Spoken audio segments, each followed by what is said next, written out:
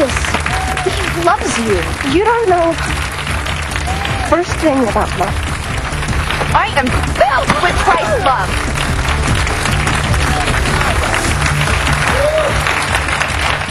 Hey folks, she made her award-winning acting debut as a young girl in Bastard out of Carolina. Now she's the leading lady in the new movie Saved.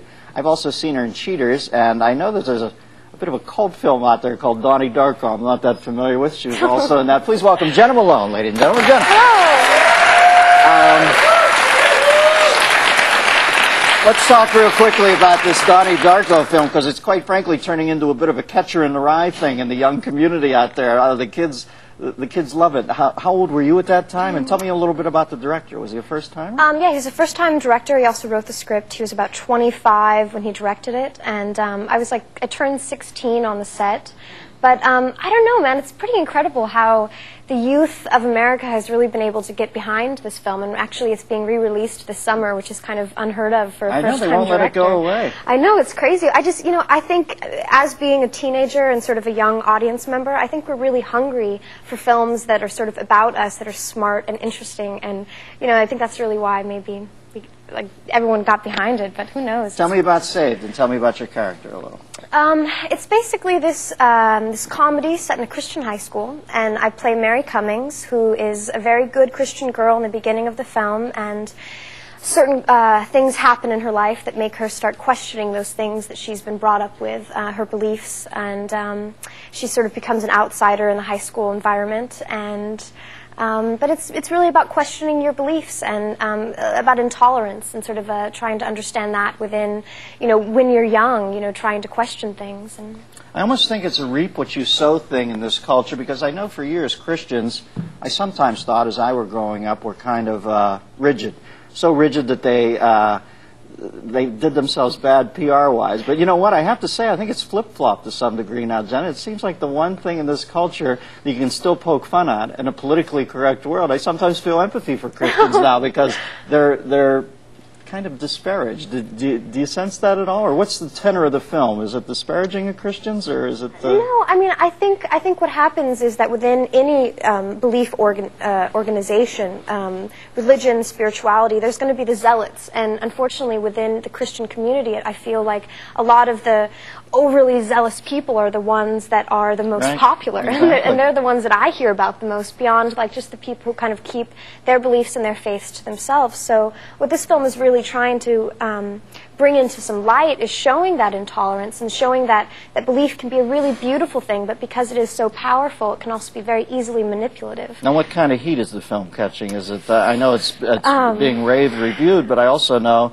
some people, I guess Falwell, people like that, are pretty reactionary about anything that they think doesn't put Christianity in a great light. Sort of the knee-jerk reaction is it ridicules Christians. I know. You sense that at all in your heart? Or when you were doing the project, did you guys really keep an open mind about it being about intolerance? Or was there any sort of backstory on the set that it was poking fun at Christianity? Well, I think we are, we're using humor to kind of address important issues. But I think, at the end of the line, it's really about if you have belief systems and you believe it in a strong way, but you can also have tolerance for someone else's beliefs, then that's an awesome thing. You know?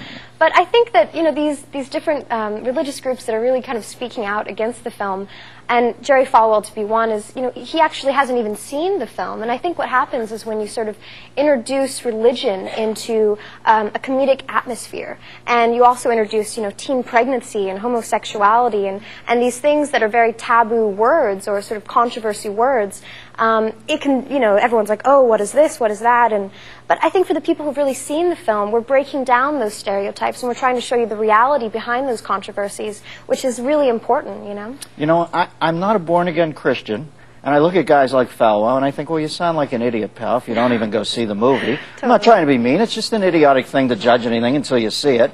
But he has his own agenda, Yeah, but I'm not born again, but something in me as I get older is looking at Christian people thinking, God, they must think the world's gone mad. You know what I mean? They wake up every morning and their God tells them certain things, and if they don't go along with it, they go to their hell. And I almost think like, well, how are we going to convince them out of that? It's a waste of time. I believe they should be given their own free birth. This is what they believe.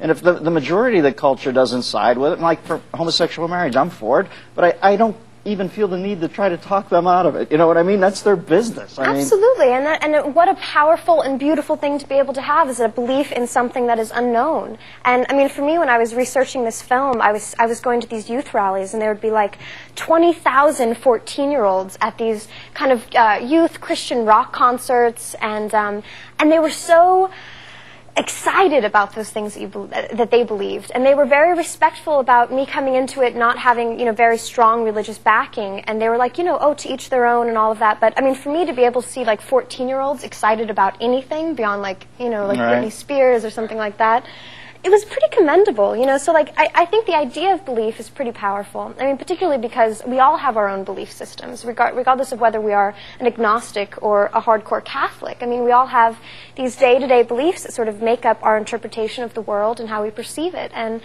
just as long as we're questioning those things that we believe and making sure that they're working for us and not necessarily against us, I think that's when the kind of tricky thing happens. Now, you going to promise me to stay this lucid throughout your life? Because I'm looking at you and I'm thinking, my God, 19 years old, I couldn't operate the TV clicker. And you said that so beautifully. Good for you, kid. You got an open mind, but you understand that some people's open mind is being square. You know what I mean? Well, that's just the way the world they're goes. on a different path, you know. They're like learning things on different levels. So. Jena Malone, I'm impressed with you. Well, very nice to meet you. Thanks for having me on the show. Coming up, the varsity panel. We'll talk about Reagan right after this.